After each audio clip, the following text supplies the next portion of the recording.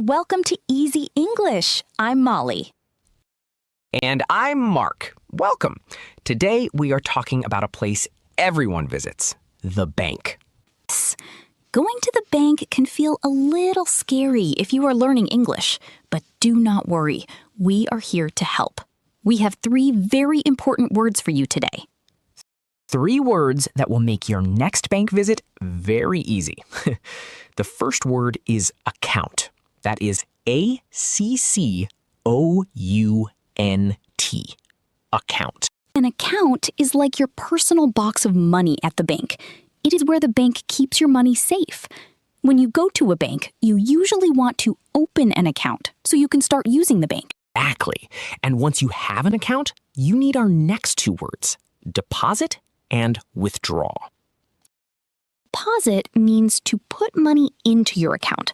For example, if you get cash for your birthday, you go to the bank to deposit it. You are putting it inside the bank. And withdraw is the opposite. To withdraw means to take money out of your account. If you need cash to buy dinner, you withdraw money from the bank. Deposit is money in, withdraw is money out. It is that simple. Now, let us practice these words with a very short and simple role play. Molly will be the bank worker, also called a teller, and I will be the customer. Hello, welcome to Easy Bank. How can I help you today? I would like to open a new account, please. Great! I can help you open an account. Would you like to make a deposit today?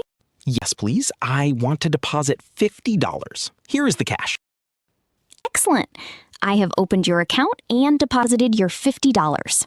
Is there anything else? That is all. Thank you for your help. You are very welcome. Have a great day. And scene. See, that was not so bad, right? Just a few simple sentences. Yes, you only need to say what you want. I want to open an account. I want to deposit $50. Or I want to withdraw $20. Let's quickly review our 3 words before we go. First, account, your personal place for your money.